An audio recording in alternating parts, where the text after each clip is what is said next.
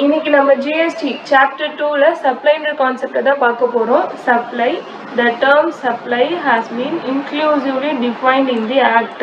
அதாவது சப்ளையோட டெஃபினிஷன் ஆக்டை பொறுத்த வரைக்கும் இன்க்ளூசிவ் டெஃபினிஷன். அதாவது ஒரு சில பேராமீட்டர்ஸ் கொடுத்துருப்பாங்க, அந்த பேராமீட்டர்ஸ் எல்லாமே சாட்டிஸ்ஃபை பண்ணுச்சுன்னா தென் only it will be treated as a supply. So என்னென்ன அந்த 6 பேராமீட்டர்ஸ், அந்த பேராமீட்டர்ஸ்லாம் சாட்டிஸ்ஃபை பண்ணால் மட்டும்தான் சப்ளை ஆகும். The meaning and scope of supply under GST can be understood in terms of following 6 parameters which can be adapted to characterize a transaction as supply. ஒரு டிரான்சாக்ஷனை சப்ளைன்னு சொல்கிறதுக்கு கீழே இருக்கிற இந்த 6 பேராமீட்டர்ஸும் சாட்டிஸ்ஃபை பண்ணியிருந்தால் மட்டும்தான் அந்த டிரான்சாக்ஷனை நம்ம சப்ளைன்னு சொல்லுவோம். ஸோ ஃபர்ஸ்ட் என்னென்னா சப்ளை வந்துட்டு கூட்ஸோ சர்வீசஸோ இருக்கணும். நம்ம சப்ளை பண்ணுற ஒரு விஷயம் goods or services. Supply of goods or services. Supply of anything other than goods or services does not attract GST. Goods and services தவிர வேற ஏதாச்சும் நம்ம சப்ளை பண்ணுறோம் அப்படின்னா it will does not attract GST. So first parameter supply of goods or services. Second one, supply should be made for consideration. Supply வந்துட்டு கன்சிடரேஷனுக்காக நடந்திருக்கணும். அதாவது நான் வந்துட்டு ஒரு கூட்ஸை இன்னொருத்தர் கொடுக்குறேன்னா அந்த கூட்ஸ்க்கான வேல்யூவை இன் ரிட்டர்னாக அவங்க திருப்பி நமக்கு கொடுக்கணும். அதுதான் ஒரு கன்சிடரேஷன். கடையில் சூப்பர் மார்க்கெட்டில் போய் நம்ம சும்மா ஒரு பொருளை வாங்கிட்டு வர முடியாது. அங்கே இருந்து ஒரு பிஸ்கெட் பேக்கெட்டை வாங்குகிறோம் அப்படின்னா அந்த பிஸ்கெட் பேக்கெட்டுக்கான காஸ்ட் என்னவோ அதை நம்ம பே பண்ணிட்டு தான் வாங்கிட்டு வருவோம். ஸோ கன்சிடரேஷன் நம்ம கொடுக்கணும். ஸோ ஜிஎஸ்டியை பொறுத்த வரைக்கும் ஜிஎஸ்டியில் சப்ளைன்ற வேர்டுக்கு ஃபஸ்ட்டு கூட்ஸ் அண்ட் சர்வீசஸை தான் சப்ளை பண்ணணும். Other than goods and services does not attract GST. Second வந்து அந்த சப்ளைக்கு வந்துட்டு கன்சிடரேஷன் கண்டிப்பாக இருக்கணும். Third one, supply should be made in the course or furtherance of business.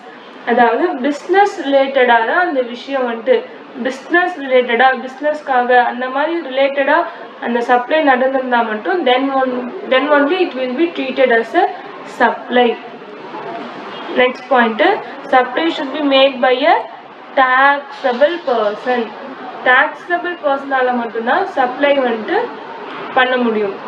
அதே மாதிரி supply should be a taxable supply. அதே மாதிரி நம்ம சப்ளை பண்ணுற கூட்ஸோ சர்வீசஸோ டாக்ஸபிள் சப்ளையாக இருந்தால் மட்டும்தான் it will come under GST. Then supply should be made within the taxable territory. நம்ம டாக்ஸபிள் டெரிட்டரிக்குள்ளே சப்ளை மேடாக இருக்கணும். ஓகேவா? Outside supply should be made within the taxable territory. So first சப்ளைன்றது ஒரு இன்க்ளூசிவ் டெஃபினேஷன் அண்டர் ஜிஎஸ்டி ஆக்டை பொறுத்த வரைக்கும். ஸோ அந்த இன்க்ளூசிவ் டெஃபினேஷனில் ஒரு 6 பேராமீட்டர்ஸ் கொடுத்துருக்காங்க. அந்த 6 பேராமீட்டர்ஸை சாட்டிஸ்ஃபை பண்ணியிருந்தால் மட்டும்தான் it will be treated as a supply.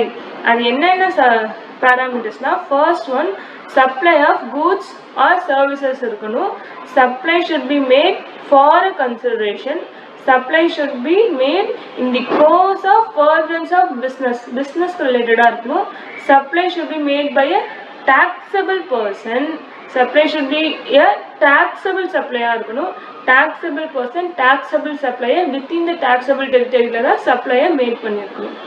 Then while these 6 parameters describe the concept of supply, there are a few exceptions to the requirement of supply being made for a consideration and in the course of furtherance of business.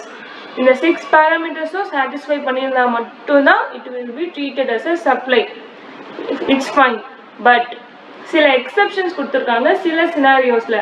அதாவது for கன்சிடரேஷன்ற சினாரியோக்கும் இந்த course of furtherance of பிஸ்னஸ்ன்ற சினாரியோக்கும் சில exception இருக்குது. சில கேசஸில் consideration இல்லை அப்படின்னாலும் if there is no consideration but transaction நடந்திருக்குன்னா it will be treated as a supply. அது சில கேசஸ்ல.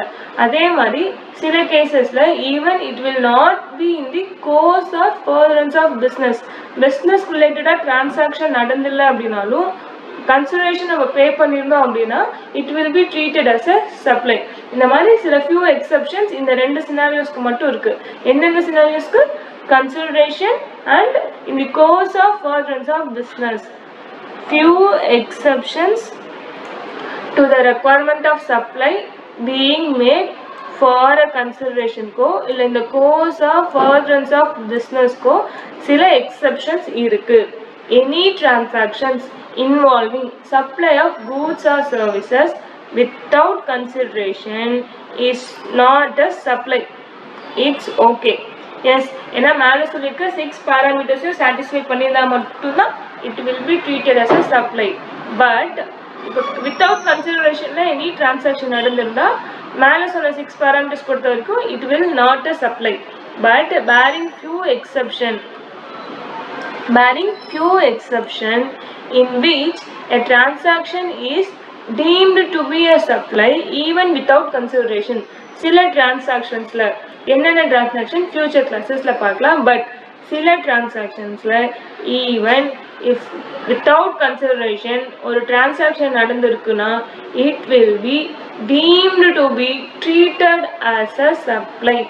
Okay, next இன்னொரு cases. Import of services for consideration whether or not in the course of furtherance of business it will be treated as a supply. இன்னொரு exception, சர்வீசஸை நம்ம import பண்ணுறோம். அதாவது foreign countries வந்து சர்வீசஸை நம்ம இந்தியாவில் ஆன்லைன்லேயோ இல்லை சம்திங் லைக் தட் நம்ம சர்வீசஸை இம்போர்ட் பண்ணுறோம் அப்படின்னா அந்த சர்வீசஸ்க்கு ஈவன் கன்சிடரேஷன் பே பண்ணியிருப்போம். But it's not whether or not in the course of furtherance of business. Business ரிலேட்டடாகவோ இல்லை பிஸ்னஸ்க்கு ரிலேட்டடாக இல்லாமலோ இருந்தாலும் it will be treated as a supply. Example, இப்போ நெட்ஃப்ளிக்ஸ் சப்ஸ்கிரிப்ஷன், அமேசான் பிரைம் சப்ஸ்கிரிப்ஷன்லாம் நம்ம வாங்குறோம் அப்படின்னா இம்போர்ட் ஆஃப் சர்வீசஸ். அவங்க அந்த கம்பெனி எல்லாமே வந்து ஃபாரின் கம்பெனிஸ். நம்ம வந்து சர்வீஸை மட்டும் இம்போர்ட் பண்ணுறோம். ஸோ இம்போர்ட் பண்ணுறதுனால நம்ம வந்து ஈவன் தோ அந்த அமேசான் பிரைம் நெட்ஃப்ளிக்ஸ்லாம் not in the course of furtherance of business, நம்ம பிஸ்னஸ் ரிலேட்டடாக வாங்கலை அப்படின்னாலும் it will be treated as a supply. Next, time of supply. Point of taxation means the point of time when goods are deemed to be supplied or the services are deemed to be provided. அதாவது point of time, time of சப்ளைன்றது supply எப்போ நடந்துச்சுன்ற டைமை வந்து நம்ம இது பண்ணுறது தான். ஸோ அந்த டைம் நமக்கு தெரிஞ்சால் மட்டும்தான் அந்த டைம்லேருந்து எத்தனை நாளைக்குள்ளே நம்ம வந்துட்டு டேக்ஸை பே பண்ணுன்ற டியூ டேட்டை நம்மளால ஃபைல் பண்ண முடியும். அந்த டைமுக்கு என்னைக்கு அந்த இது நடந்துச்சுன்னு தெரிஞ்சால் மட்டும்தான் சப்ளை. அன்னைக்கு டேட்டில் அதோட டேக்ஸ் ரேட் என்ன, அதோட வேல்யூ என்ன, எல்லாத்தையுமே வந்து நம்ம பாயிண்ட் அவுட் பண்ண முடியும். ஸோ எஸ், இந்த டைம் ஆஃப் சப்ளைன்றது deemed to be supplied or the services are deemed to be provided. The point of taxation enables us to determine the இந்த taxation வந்துட்டு நம்ம டிட்டர்மைன் பண்ணுறதுக்கு இந்த நமக்கு எப்போ வந்து சப்ளை நடந்துச்சு டைம் ஆஃப் சப்ளை தெரிஞ்சால் மட்டும்தான் நம்மளால அதோட டாக்ஸேஷனுக்கு பர்பஸ் வந்து நம்மளால டிட்டர்மைன் பண்ண முடியும். அதோடைய rate of taxes, value, due dates for payment of taxes, இது எல்லாமே வந்துட்டு ஒன்ஸ் நமக்கு டைம் ஆஃப் சப்ளைன்றதை தெரிஞ்சால் மட்டும்தான் மீது எல்லா விஷயத்துக்குமே வந்துட்டு நம்மளால டிட்டர்மைன் பண்ண முடியும். So first, under goods and service tax the point of taxation, that is liability to pay taxes, will arise at the time of supply as determined for goods and services. There are separate provision for time of supply of goods and providing services. Service provide பண்ணுறதுக்கும் சரி, goods provide பண்ணுறதுக்கும் சரி separate provisions இருக்கு for determine the time of supply கண்டுபிடிக்கிறதுக்கு. இந்த time of supply கண்டுபிடிச்சா மட்டும்தான் நம்மளால rate of tax, value, due dates for payment of taxes எல்லாத்தையுமே வந்துட்டு determine பண்ண முடியும். Time of supply is the liability to pay taxes. How to determine the time of supply? First, time of supply of goods கான time வந்து நம்ம எப்படி determine பண்ணோம்னா earlier of the following dates. கீழே 2 டேட்ஸ் வந்துட்டு கொடுத்துருக்காங்க. அந்த 2 டேட்ஸ் எது ஃபர்ஸ்ட் இருக்கோ அந்த டேட் தான் வந்துட்டு time of supply. So first date வந்து டேட் ஆஃப் இஷ்யூவிங் இன்வாய்ஸ், என்னைக்கு நம்ம இன்வாய்ஸை இஷ்யூ பண்ணுறோமோ, or date of receipt of payment whichever is earlier. issuing invoice or date of receipt of payment. எப்போ நம்ம பேமெண்ட் ரெசிப்ட் நம்மக்கிட்ட இருக்கோ அந்த டேட்டோ இல்லைனா வந்துட்டு எப்போ எந்த டேட்டில் நம்ம இஷ்யூ பண்ணிருக்கோமோ இந்த ரெண்டு டேட்டில் எது வந்து முன்னாடி இருக்கோ அந்த டேட் தான் வந்து time of supply in case of supply of goods. Okay. For A and B above, the supply shall be assumed to have been made to the extent it is covered by the invoice or the payment as the case may be. Invoice லயோ இல்லை வந்துட்டு பேமெண்ட்லையோ எந்த amount எவ்வளோ quantity மென்ஷனாக இருக்கோ அந்த அளவுக்கு தான் supply நடந்திருக்கும் அப்படின்றத we assume. Okay.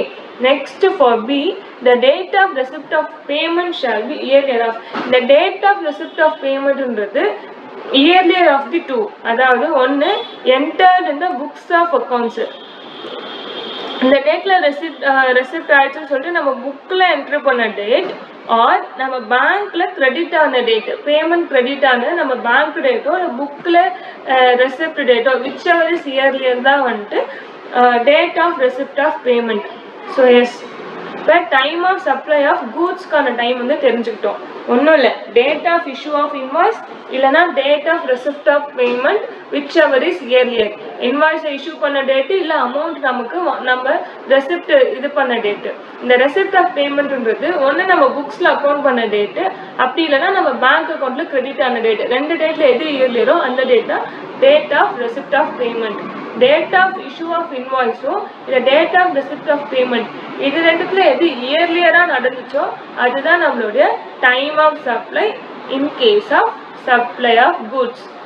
Okay. Next time of supply of services. Supply of services shall be the earliest of the following dates. அதாவது மூணு சினாரியோஸ் இருக்குது சப்ளை பொறுத்த வரைக்கும். If invoices issued within the period prescribed prescribe பண்ண பீரியட்குள்ளே invoice issue பண்ணுறேன்னா then invoice date issue பண்ண date இல்லைனா receipt of payment அதுதான் வந்துட்டு ஃபர்ஸ்ட் சினாரியோ. என்னது இப்போ இன்வாய்ஸை வித்தின் த ப்ரிஸ்கிரைப்டு டைமுக்குள்ளே இஷ்யூ பண்ணிட்டோம் அப்படின்னா இஷ்யூ பண்ண இன்வாய்ஸ் டேட் இல்லைனா ரெசிப்ட் ஆஃப் பேமெண்ட் ரெண்டுத்துல எந்த டேட்டோ இயர்லியரோ அந்த டேட் தான் வந்து time of supply in case of supply of services. அதே வந்துட்டு if invoice is not issued within the period prescribed under section 31 clause 2 of the CGST Act படி invoice issue பண்ணல அப்படின்னா completion of service என்னைக்கு நடந்துச்சோ அந்த date இல்லைனா receipt of payment whichever is earlier. invoice date within the period invoice within the period குள்ள issue பண்ணியாச்சு அப்படின்னா date of issue of invoice இல்லைனா date of receipt of payment whichever is earlier. If invoice is not issued within the prescribed period now then it will be date of completion of service இல்லைனா date of receipt of payment whichever is earlier. Okay, same goods can know the A and B above the supply shall be assumed to have been made to the extent it is covered by the invoice or the payment as the case may be. The date of receipt of payment shall be earlier of the date on which it is entered in the books of accounts or the payment is credited to the bank account. Supply of goods என்ன பார்த்தோமோ அதே தான். receipt of payment வந்து நம்ம புக்கில் entry பண்ண date R நம்ம bank அக்கௌண்ட்டில் credit ஆன டேட் whichever is earlier தான் date of receipt of payment. Next, suppose if the supplier receives an extra amount up to ₹1,000 in excess of the invoice value, the time of supply for the extra amount shall be the date of issue of invoice at the option of supplier. And the ₹1,000 extra receive பண்ணிட்டாருன்னா அந்த ₹1,000 time of supply வந்துட்டு date of issue of invoice சொல்றாங்க. Next, value of supply. GST will subsume all taxes in India. GST என்னது எல்லா indirect taxesஸும் சேர்ந்தது தான் வந்துட்டு GST and will be the one tax. It will bring in one nation, one tax regime in the country. As we all know, this is the new tax in the country. So there are many questions in the mind of taxpayers and organizations. In between those questions, one of the important question is that what will be the valuation of supply under GST? இந்த GST வந்ததுக்கு அப்புறம் நிறைய பேருக்கு நிறைய tax பேயர்ஸ்க்கு நிறைய ஆர்கனைசேஷன்ஸ்க்கு நிறைய questions இருந்துச்சு. அதில் one of the important question வந்து நம்மளுடைய டாக்ஸபிள் வேல்யூ என்ன, what will be the valuation of supply under GST அப்படின்றது ஒரு important question. GST will be charged on the transaction value. அந்த கொஸ்டின்கான ஆன்சர் என்னன்னா ஜிஎஸ்டி எதுக்கு சார்ஜ் பண்ணுவோம்னா டிரான்சாக்ஷன் வேல்யூ என்னவோ நம்ம ஒரு சப்ளை வந்து டிரான்சாக்ஷன் பண்றோம்னா அந்த டிரான்சாக்ஷனுக்கான வேல்யூ என்னவோ அந்த வேல்யூக்கு தான் வந்து நம்ம ஜிஎஸ்டியை சார்ஜ் பண்ணணும். டிரான்சாக்ஷன் வேல்யூனா என்ன? Is the price actually paid or payable for the supply of goods and for rendering of services between the parties. அதாவது டிரான்சாக்ஷன் வேல்யூன்றது நம்ம போயிட்டு ஒரு கிலோ அரிசிக்கு 60 ரூபாய் பே பண்ணுறோன்னா அந்த 60 ரூபான்றது தான் வந்துட்டு ஆக்சுவலி பெய்டோ இல்லை நம்ம கடன் பாயிண்ட் வரோம்னா ஆக்சுவலி நம்ம பேயபிளோ.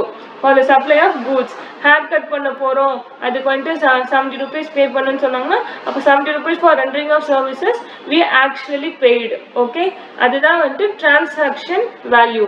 Transaction value is the price actually paid or payable for the supply of goods and for rendering of services between the parties. ரெண்டு பார்ட்டிஸ்க்கு நடுவில் நடக்கிற ஒரு விஷயம். It's like a consideration. என்ன கன்சிடரேஷன் நம்ம கொடுக்குறோமோ அதுதான். Okay, the value of supply under GST will include அதோட will include இப்போ கீழே இருக்க இந்த 5 பாயிண்ட்ஸுமே வந்துட்டு இந்த டிரான்சாக்ஷன் வேல்யூவோட இன்க்ளூட் ஆகும். என்னென்னா any taxes, duties, cess, fees and charges levied under any act except GST. Okay, GST தவிர any act, taxes, duties, cess, fees and charges, taxes, duties, cess, fees, charges, GST தவிர accept GST any act charge பண்ணாங்க அப்படின்னா அது வந்துட்டு value of transaction வேல்யூவோட include ஆகிடும். Next compensation chess will be excluded if charged separately by the supplier. GST compensation cess வந்துட்டு இந்த value of சப்ளைலேருந்து exclude ஆகுது எப்போனா if charge separately by the supplier. Supplier வந்து செப்பரேட்டாக சார்ஜ் பண்ணாருன்னா it's not it will exclude from the value of supply. If not separately charged, it will include from the value of supply. The amount, any amount that the supplier is liable to pay which has been incurred by the recipient and is not included in the price. அதாவது priceல include ஆகல. Okay, priceல include ஆகல but என்ன but recipient தான் வந்துட்டு in her பண்ணியிருக்காரு. யார் in her பண்ணுறாரு? Recipient பே பண்ணியிருக்காரு. பட் ஆனால் ரெசிபியன்ட் பே பண்ணுற அந்த விஷயம் ஆக்சுவலி யார் பே பண்ணியிருக்கணும்னா சப்ளையர் தான் பே பண்ணியிருக்கணும். So supplier is liable to pay which has been incurred by the recipient and is not included in the price, then it will be included in the value of supply. Okay, then the value of supply will incidental all incidental expenses in relation to sales such as packing, commission, etc. அதாவது incidental expenses எதா இருந்தாலுமே அது வந்துட்டு will include in the value of supply. Then subsidies linked to supply except government subsidies. எந்த subsidies linked to supply related நமக்கு subsidies receive பண்ணியிருந்தாலும் அந்த subsidies வந்து value of supply ஓட include ஆயிருக்கும். Then interest, late fee, penalty for delayed payment of consideration will be included. Payment delay ஆகுதுன்னு சொல்லி இன்ட்ரெஸ்ட்டோ பெனால்ட்டியோ late ஃபீயோ charge பண்ணாங்கன்னா அதுவுமே வேல்யூ ஆஃப் சப்ளைல வந்துட்டு இன்க்ளூட் ஆகிடும். ஓகே, வேல்யூ ஆஃப் சப்ளைன்றது ஒரு டிரான்சாக்ஷன் வேல்யூக்கு தான் நம்ம ஜிஎஸ்டி சார்ஜ் பண்ணுவோம். அந்த transaction வேல்யூன்றது price actually paid or payable for the supply of goods and for rendering of services between the parties. The value of supply in the GST will also include taxes, duties, cess, fees and charges levied அதாவது charged under any act except GST. GST compensation cess will be excluded if charged separately by the supplier.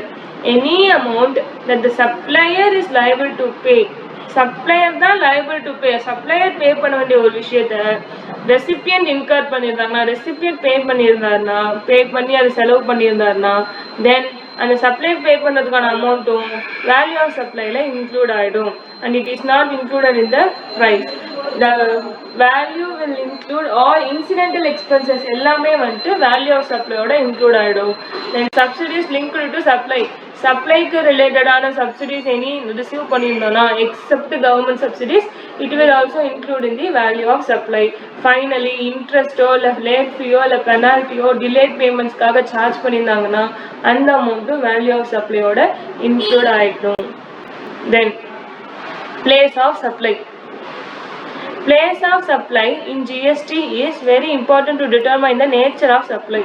Place of supply வந்து நம்ம எதுக்கு தெரிஞ்சுக்கணும்னா அப்பதான் சப்ளையோட nature என்னன்னு தெரியும். சப்ளையோட nature என்னன்னு தெரிஞ்சா மட்டும்தான் இதுக்கு வந்து சிஜிஎஸ்டி பே பண்ணுமா, ஐஜிஎஸ்டி பே பண்ணுமா, எஸ்ஜிஎஸ்டி யாருக்கு, யூடிஜிஎஸ்டி என்ன அப்படின்றத நம்மளால வந்து ஃபைன் பண்ண முடியும்.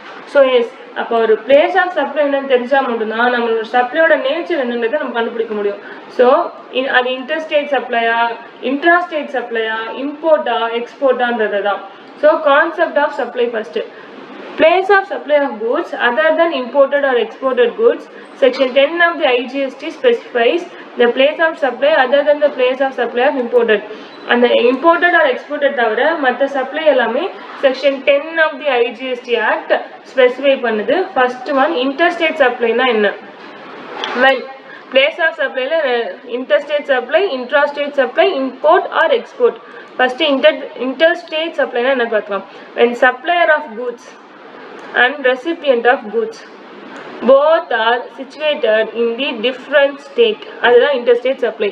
அதாவது சப்ளை பண்றவர் ஒரு ஸ்டேட்லயும் அந்த சப்ளை பண்ற அந்த கூட்ஸை ரிசீவ் பண்றவங்கள தான் வந்து ரெசிபியன்ட் சொல்லுவோம். அந்த ரெசிபியன்ட் இன்னொரு ஸ்டேட்லயும் இருந்தாங்கன்னா which means different state. ஆனா சப்ளை ஒரு ஸ்டேட்ல நடந்திருக்கு, ரெசிபியன்ட் ஒரு ஸ்டேட்ல நடந்திருக்கு. So then in this case it will be treated as interstate supply. அதாவது supplier of goods recipient of goods both are situated in the different states. ரெண்டு பேருமே different states ஸ்டே பண்ணியிருந்தாங்க அப்படின்னா இருந்துச்சு அப்படின்னா then it will be treated as a interstate supply. Between the states, between the union territories, one states with one union territories, இந்த சினாரியோலாம் வந்துட்டு IGST தான் வந்துட்டு நம்ம சார்ஜ் பண்ணுவோம் because it will be treated as a interstate supply. Interstate supplyனா ரெண்டு ஸ்டேட்ஸ்க்கு நடுவில் between the states different states நடுவில் வந்துட்டு சப்ளையும் ரெசிபியன்ட்டும் சப்ளை வந்து நடந்துட்டு இருக்கும். ஃபார் இன்ஸ்டன்ஸ் எக்ஸாம்பிள் பார்த்தா supplier of food grain product situated in the state of Haryana. ஹரியானாவில் வந்துட்டு ஃபுட் கிரெயின் ப்ராடக்ட் சப்ளையர் வந்து இருக்காரு and goods to supplying the goods to recipient whose place of business is situated in Uttar Pradesh. Uttar Pradesh ஸ்டேட்ல இருக்கிறவருக்கு ஹரியானான்ற ஸ்டேட்ல இருந்து ப்ராடக்ட்ஸை அனுப்புறாங்க, சப்ளை பண்றாங்க. It will be counted as interstate supply. ஏன்னா ரெண்டு ஸ்டேட்க்கு நடுவுல சப்ளை நடக்குது. then it will be treated as a interstate supply and for that interstate supply IGST will be levied. Okay, interstate supply நடந்துச்சுன்னா என்ன டாக்ஸ் பே பண்ணுவோம்னா நம்ம IGST தான் வந்து சார்ஜ் பண்ணுவாங்க. then intrastate supply under GST supply of goods and services within the same state or same union territory is called intrastate supply. அதாவது within the state or within the union territory குள்ளே வந்துட்டு supply நடக்குது அப்படின்னா it will be treated as a intrastate supply. however இதுல ஒரு exception இருக்கு. அதாவது supply of goods and services to special economic zone developer or cess unit situated within the same state would not be intrastate supply. அதாவது தமிழ்நாட்டில் சென்னைன்றதுல ஒரு இடத்துல special economic zone ஒன்று இருக்கு. இப்போ தமிழ்நாட்டிலேயே கன்னியாகுமரியில இருந்து இந்த ஸ்பெஷல் எக்கனாமிக் ஜோனுக்கு சப்ளை நடந்துச்சு அப்படின்னா வித்தின் த ஸ்டேட்ஸ்குள்ள தானே நடந்திருக்கு. It will be treated as intrastate supply தானேனா இது கிடையாது. ஸ்பெஷல் எக்கனாமிக் ஜோனுக்கு நம்ம சப்ளை பண்றோம் அப்படின்னா then it will be treated as intrastate supply, sorry interstate supply தான். இட் வில் நாட் பி intrastate supply as any supply of goods or services to a special economic zone developer or special economic zone unit is treated as interstate supply. Okay, then GST interstate versus intrastate supply. Under GST interstate supply attracts IGST as we all know. interstate supply நடந்துச்சுன்னா என்ன tax பே பண்ணுவோம்? IGST தான் பே பண்ணுவோம். For intrastate supply attracts both central government tax CGST பே பண்ணுவோம், state கவர்மெண்ட்க்கு SGST டாக்ஸும் பே பண்ணுவோம். If இன்ட்ராஸ்டேட் supply நடந்துச்சுன்னா. இன்டர்ஸ்டேட்னா between the states, அதாவது ரெண்டு ஸ்டேட்ஸ்க்கு நடுவில் நடக்கும், தென் ஐஜிஎஸ்டி பே பண்ணுவோம். வித்தின் த ஸ்டேட்னா அது இன்ட்ராஸ்டேட். இன்ட்ராஸ்டேட்னா நம்ம both central government and state government ரெண்டு கவர்மெண்ட்டுமே சிஜிஎஸ்டி எஸ்ஜிஎஸ்டின்னு சொல்லிட்டு டேக்ஸை பே பண்ணுவோம். In the case of intrastate supply, the GST rate for the goods or services would remain the same. However, the GST rate and the tax amount are divided equally into the two heads, namely SGST and IGST. And GST rate same தான், அந்த GST rate வந்து CGSTக்கு பாதியும் SGSTக்கு பாதியும் வந்துட்டு equally அவங்க divide பண்ணிப்பாங்க. For example, if a rupees 2 lakhs worth computer is sold by an electronic store in Haryana to a customer in Uttar Pradesh and the applicable GST rate is 80%, then 2 lakhs 18% 36,000 IGST. நம்ம வந்து ஏன்னா இது interstate supply ஏன்னா ஹரியானா உத்தர் பிரதேஷ்க்கு வந்துட்டு supply பண்ணுறாங்க, அப்போனா IGST தான் நம்ம பே பண்ணுவோம். அப்போ 2 lakhs 18% IGST 36,000 IGST single tax தான் நம்ம பே பண்ணிடுவோம். If the laptop is sold by electronics Haryana to a customer in Haryana, இப்போ அதே லேப்டாப்பை ஹரியானாலே வந்துட்டு வித்தின் த ஸ்டேட்குள்ளே வந்து சப்ளை பண்ணியிருந்தாங்கன்னா தென் சிஜிஎஸ்டிக்கு அந்த 36,000 ரைட் 18% சேம் ரேட்டு. பட் அந்த 36,000ல் சிஜிஎஸ்டிக்கு பாதியும் எஸ்ஜிஎஸ்டிக்கு பாதியும் 50% CGST and 50% SGST. It is like 9% for CGST and 9% for SGST would be applicable. Fine. Next, export of goods and services. Under GST law, export of goods and services are treated as interstate supplies and covered under the IGST Act.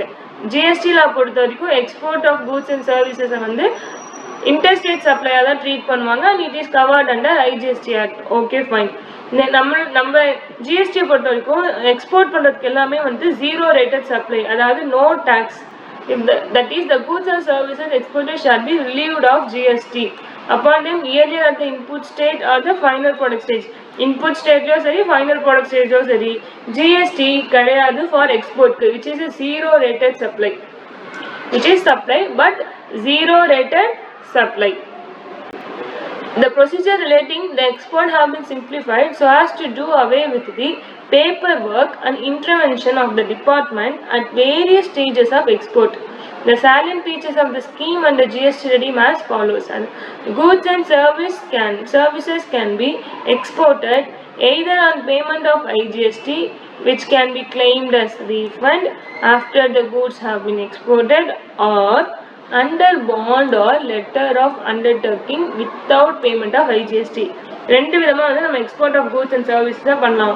ஒரு விதம் என்னன்னா payment of IGST பே பண்ணுற மாதிரி வந்துட்டு நம்ம வந்து கூட்ஸை export பண்ணி லேட்டராக வந்து நம்ம ரீஃபண்டும் வந்துட்டு கிளைம் பண்ணிக்கலாம் after goods have been exported. Or under பாண்டோ இல்லை லெட்டர் ஆஃப் அண்டர்டேக்கிங்கிறது வந்துட்டு வித்தவுட் பேமெண்ட் ஆஃப் ஐஜிஎஸ்டியும் நம்ம வந்து நம்மளோட கூட்ஸ் ஆர் சர்வீசஸை எக்ஸ்போர்ட் பண்ணலாம். Second one, in case of goods and services exported under bond or letter of undertaking, the exporter can claim refund of accumulated input tax credit on account of export. அதாவது under bond இல்லைன்னா letter of அண்டர்டேக்கிங்கில் வந்துட்டு நம்ம வந்து export பண்ணியிருந்தோம் அப்படின்னா தென் நம்ம ITC பே பண்ணிருக்கோம், அதாவது இன்புட் டேக்ஸ் கிரெடிட், நம்மளோட இன்வெர்ட் சப்ளைக்கு நம்ம இன்புட் டேக்ஸ் கிரெடிட்டை கிளைம் பண்ணுவோம். அந்த இன்புட் டேக்ஸ் கிரெடிட்டை நம்ம வந்து கிளைம் பண்ணிக்கலாம். Can claim refund of accumulated input tax credit on account of export.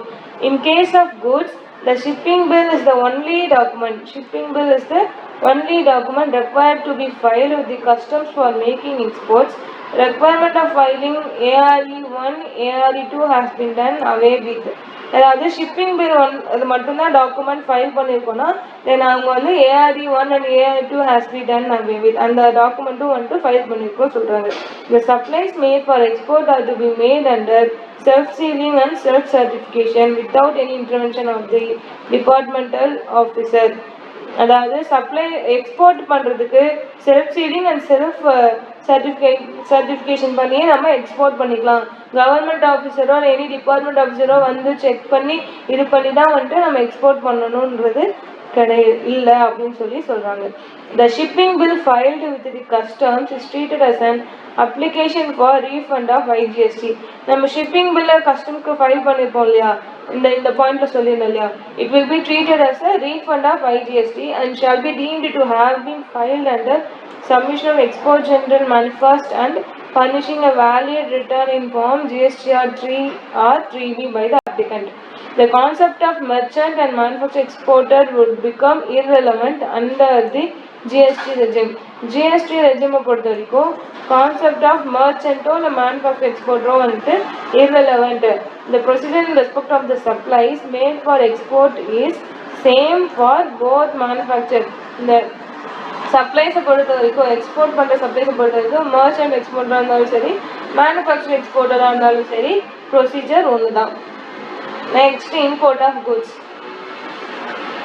The import of goods has been defined in IGST Act 2017 as bringing goods into India from a place outside India. அதாவது outside இந்தியாவிலேருந்து which is like foreign கண்ட்ரீஸ்லேருந்து நம்ம கண்ட்ரீஸ்க்கு கூட்ஸை கொண்டு வரோம் அப்படின்னா which is called import of goods. Okay, bringing goods into India from a place outside India, அதாவது அவுட் சைட் இந்தியாவிலேருந்து இந்தியாவுக்கு பொருளை கொண்டு வரோன்னா which is called import of goods.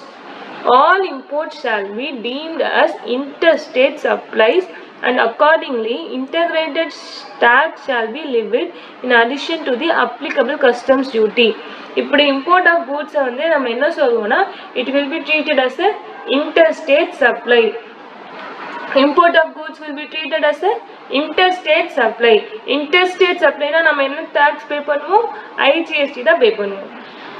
So all imports shall be deemed as a interstate supply and accordingly integrated tax shall be levied in addition to the applicable customs duty. So import of goods க்கு நம்ம interstate supply, so IGST pay பண்ணுவோம். Okay, in addition நம்ம வந்து custom duties will also have to be paid. ரெண்டு tax பே பண்ணுவோம் import of கூட்ஸை பொறுத்த வரைக்கும். ஒன்று அது இன்டர்ஸ்டேட் சப்ளை ட்ரீட் பண்ணுறதுனால ஐஜிஎஸ்டி பே பண்ணுவோம். இன் அடிஷன் நம்ம கஸ்டம் டியூட்டிஸும் வந்துட்டு பே பண்ணணும். The IGST Act 2017 provides that the integrated tax on goods imported into India shall be levied and collected in accordance with the provision of Customs Tariff Act 1975 and the value as determined under the said act at the point when duties of customs are levied on the said goods under the Customs Act 1962. 1962 and Customs Tariff Act 1975 என்ன சொல்றோம், அதுபடி தான் நம்ம integrated tax on goods க்கு வந்து tax pay பண்ணணும் அப்படி சொல்றாங்க. Then integrated tax on goods shall be in addition to the applicable basic IGST கூட applicable customs duty வந்து applicable. In addition வந்து நம்ம basic customs duty pay பண்ணணும் which is levied as per the Customs Tariff Act. Customs Tariff Act என்ன சொல்றாங்களோ அதுபடி வந்து நம்ம basic customs duty வந்து pay பண்ணுவோம். In addition, GST compensation cess may also be leviable on certain luxury and demerit goods under the goods and service tax. சில certain luxury goods को அல்ல demerit goods को ஜிஎஸ்டி காம்பன்சேஷன் செஸ்ன்னு சொல்லிட்டு ஒரு டேக்ஸையும் வந்துட்டு இன் அடிஷனாக நம்ம பே பண்ணுவோம். ஆக மொத்தம் இம்போர்ட் ஆஃப் கூட்ஸை பொறுத்த வரைக்கும் ஃபஸ்ட்டு ஐஜிஎஸ்டி பே பண்ணுவோம், நெக்ஸ்ட் அடிஷ்னல் கஸ்டம்ஸ் டியூட்டி பே பண்ணுவோம், ஃபைனலி இப்போ அந்த நம்ம இம்போர்ட் பண்ணுற கூட்ஸ் வந்துட்டு லக்ஸுரி கூட்ஸோ இல்லை டிமெரிட் கூட்ஸோவோ இருந்தால் ஜிஎஸ்டி காம்பன்சேஷன் செஸ்ஸும் வந்துட்டு சார்ஜ் பண்ணுவாங்க. அதையும் நம்ம பே பண்ணி இந்த 3 டேக்ஸையும் பே பண்ணால் மட்டும்தான் நமக்கு வந்து import of goods வந்து நம்ம இந்தியாவில் நம்ம யூஸ் பண்ணிக்க முடியும். Then the Customs Tariff Act 1975 has accordingly been amended to provide for levy of integrated tax and compensation cess on integrated goods, imported goods. Accordingly, goods which are imported into India shall, in addition to the basic customs duty, be liable to integrated tax at such rate is leviable under the IGST Act 2017 on a similar article on a supply in India.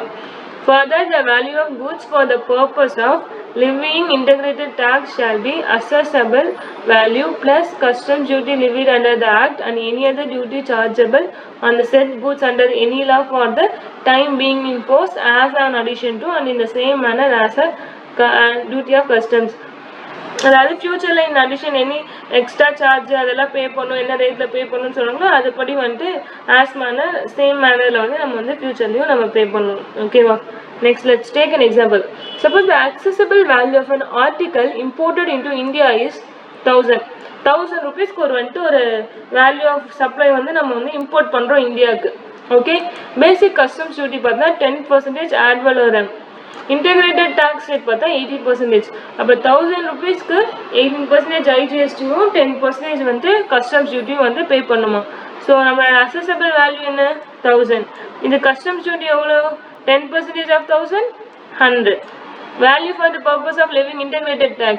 Integrated tax இந்த விஷயத்தில் எப்படி கண்டுபிடிக்கணும்னா 1000 plus 100, totally 1100 into 18%, so 198 rupees added to, so 189 IGST tax, basic customs duty 100, so overall tax வந்து 298 rupees. On the top of it, in the case of goods are also leviable to cess under the goods and service tax, the same will be collected on the value taken for levying integrated tax. Thus, in the above example, in case cess is leviable, the same would be levied on rupees 1100. இப்போ compensation செஸ்ஸும் வந்துட்டு பே பண்ணோம் அப்படின்னா இந்த ஐஜிஎஸ்டிக்கு நம்ம என்ன amount tax பே பண்ணிருக்கோமோ அந்த same அமௌண்ட்டுக்கு தான் வந்துட்டு நம்ம காம்பன்சேஷன் செஸ்ஸும் வந்துட்டு கிளைம் பண்ணுவோம். Okay, finally, import of services. Import of services has specifically been defined under IGST Act 2017. எல்லாமே வந்துட்டு place of supply வந்துட்டு IGST Act section 10ல வந்து ஸ்பெசிஃபை பண்ணுறதுலாம் நம்ம படிச்சுட்டு இருக்கோம். ஸோ இதுவுமே வந்து IGST Act 2017ல தான் வந்துட்டு ஸ்பெசிஃபை பண்ணுறாங்க. And refers to supply of any services where supply is located outside India, the recipient is located in India, the place of supply of services in India.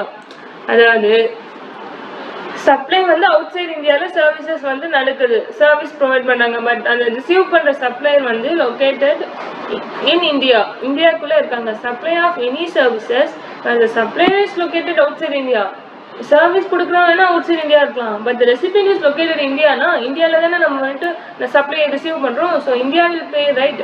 So for that place of supply of services வந்துட்டு India தான். Okay, as per the provision contained in section 7 subsection 1 clause B of the CHP Act 2017, import of services under consideration of whether or not in the course of furtherance of business shall be considered as a supply. மேலே பார்த்தோம் இல்லையா நம்ம import of services, even it is not in the course of furtherance of business, கன்சிடரேஷனுக்கு நம்ம service import பண்ணியிருந்தோம் அப்படின்னா then it will be treated as a considered as a supply. Thus, in general, import of services without consideration shall not be considered as a supply. இதே without consideration service import பண்ணியிருக்கோம் but இந்த course of furtherance of பிஸ்னஸில் இருக்குதா அப்படின்னா then it will not be considered as a supply. However, அதுக்கு ஒரு exception இருக்குது. Even without consideration இந்த கோர்ஸ் ஆஃப் ஃபர்தரன்ஸ் ஆஃப் பிஸ்னஸில் நம்ம வந்துட்டு இம்போர்ட் ஆஃப் சர்வீஸை ரிசீவ் பண்ணிருந்தோம்னா then it will be treated as a supply. Business test is not required to be fulfilled for import of services to be considered as a supply. Furthermore, in view of the provisions contained in Schedule 1 of the CGST Act 2017, the import of services by a taxable person from a related person or from a distinct person as defined in section 25 of the CGST Act 2017, the course of furtherance of business shall be treated as supply even if it is made without any consideration. கன்சிடரேஷனே இல்லாமல் சர்வீசஸை import பண்ணுறோம் by taxable பர்சனால் from a related person, அவனுக்கு related person இல்லைனா வந்துட்டு distinct person defined in section 25. எதுக்காக service import பண்ணுறோன்னா இந்த course of furtherance of business then it will be treated as a supply. அதாவது சர்வீசஸை இம்போர்ட் பண்ணுறோம் from by a taxable person தான் வந்து சர்வீஸை இம்போர்ட் பண்ணுறான் ஃப்ரம் அ ரிலேட்டட் பர்சனோ ஒரு டிஸ்டிங்க்ட் பர்சனோ வித்தவுட் கன்சிடரேஷனுக்கு. பட் இந்த கோர்ஸ் ஆஃப் ஃபர்தரன்ஸ் ஆஃப் பிஸ்னஸ்க்கு தான் சர்வீஸை ரிசீவ் பண்ணான்னா then it will be treated as a supply.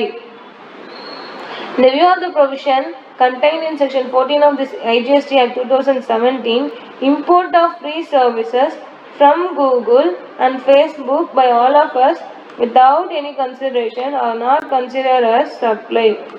Import of a song for consideration for personal use would be a service even though the same or not in the course of furtherance of business. அதாவது Facebook அதெல்லாம் வந்துட்டு கன்சிடரேஷனே இல்லாமல் நம்ம supply receive பண்ணிருக்கோம் அப்படின்னா then it will not be treated as a supply. ஆனால் இப்போ ஒரு சாங்கை நம்ம பர்ச்சேஸ் பண்ணுறோம் ஃபார் பர்சனல் யூஸ்க்கு கன்சிடரேஷன் பே பண்ணுறோம் அந்த சாங்கை கேட்க, even it will not in the course of furtherance of business, it will be treated as a supply.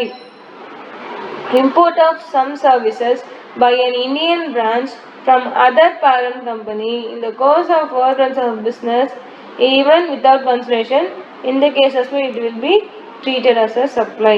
The import of services can be considered as supply based on whether there is consideration or not, whether the services is supplied in the course of furtherance of business. அதாவது import of சர்வீசஸை பொறுத்த வரைக்கும் அது சப்ளையா இல்லையான்னு சொல்றதுக்கு consideration base பண்ணி and business test இந்த course of furtherance of பிஸ்னஸாக இருக்கா இல்லையா சர்வீஸை நம்ம இம்போர்ட் பண்ணுறோம். ஈவன் கன்சிடரேஷன் ரெக்வயர்ட், கன்சிடரேஷனுக்கு சர்வீஸை பண்ணுறோம் but not in the course of furtherance of business, it will be treated as a supply. அதே மாதிரி import of services by a taxable person from a related person or from a distinct person, even without any consideration, it will be for in the course of furtherance of business related நடந்திருக்கு அந்த டிரான்சாக்ஷன்னா then it will be treated as a supply as per the provisions contained in section 21 of the IGST Act 2017. All imports of services made on or after the appointed day will be liable to integrated tax regardless of whether the transaction for such import of services had been initiated before the appointment date. However,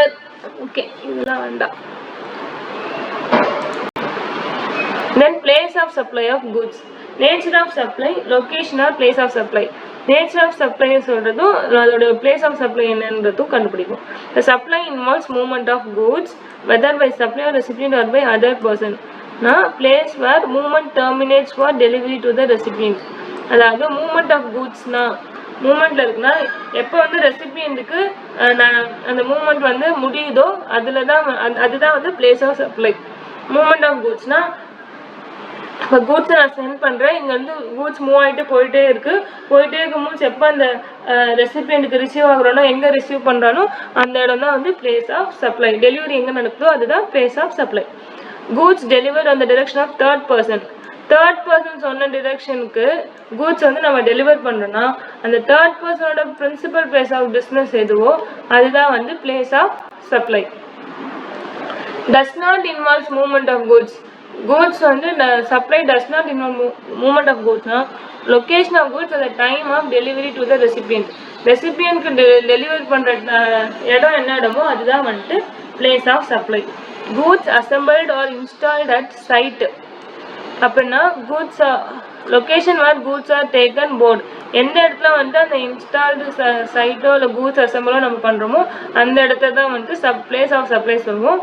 goods supplied on board convenience அதுவுமே எந்த இடத்துல நடக்குதோ அங்கே தான் வந்துட்டு place of supply. In any other cases place of supply shall be determined in such manner as may be prescribed. மற்ற எந்த விஷயமா இருந்தாலும் அந்த இடத்துல என்ன ப்ரிஸ்கிரைப் பண்ணுறாங்களோ அந்த மேனரில் தான் வந்துட்டு நம்ம பிளேஸ் ஆஃப் சப்ளையை டிட்டர்மைன் பண்ணுவோம். பிளேஸ் ஆஃப் சப்ளை ஆஃப் சர்வீசஸ்க்கு GST is destination based tax as we all know, that is consumption tax, which means tax will be levied where goods and services are consumed and will accurate to that state.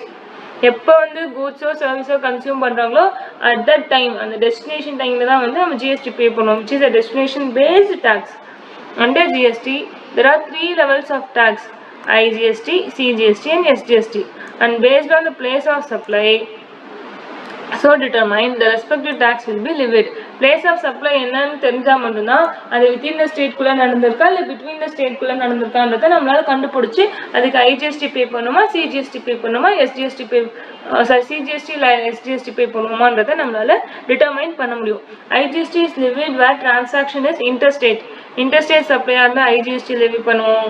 CGST SGST இருந்துச்சுன்னா when the transaction is intrastate na CGST or SGST and SGST வந்து நம்ம வந்து பே பண்ணுவோம். For understanding place of supply of services, the following two concepts are very important, namely location of the recipient of service and location of the supplier of service.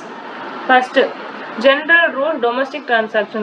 In general, the place of supply of services will be the location of the service recipient. The recipient needs to be a registered person. In cases which services provided to an unregistered person, the place of supply will be the location of the service recipient. அப்படி இல்லைன்னா otherwise location of service provider. First one, general place of supply for services kind of place of supply என்னவா இருக்கும்னா location of the service recipient. If recipient வந்து registered person ஆனானா அவனோட location என்னவோ அதுதான் சர்வீஸ்க்கான place of supply உடைய லொகேஷனும் கூட. இப்போ recipient வந்து unregistered person ஆனானா then place of supply வந்து service recipient இல்லைனா location of service provider. service provider ஓட லொகேஷன் எது இல்லைனா service ஓட service recipient எங்கோ அதுதான் வந்துட்டு place of supply. International transaction. The place of supply for services treated as international transaction shall be international transactions location of the service recipient. Service எங்க வந்துட்டு recipient எங்க service receive பண்ணானோ அந்த location தான் வந்து place of supply சொல்லுவோம். In case where the location of service recipient is not available, the place of supply shall be the location of the supplier. இதே recipient ஓட place வந்து தெரியல அப்படின்னா then location of the supplier ஓட location என்னவோ அதுதான் place of supply. Exceptions as per section 12 of the IGST Act 2013, the place of supply of services shall be. As per section 12 of the IGST Act 2017, the place of supply of services shall be section 12 class 3 immovable property, boat or vessel. Types of services and the place of supply. A. Services provided by architects, interior decorators or any service provider by way of grant of rights to use immovable property or for carrying out for coordination of construction work. இல்லைனா by way of lodging accommodation by hotel, inn, guest house, homestay, club, campsite, whatever name called, and including a houseboat or any other vessel.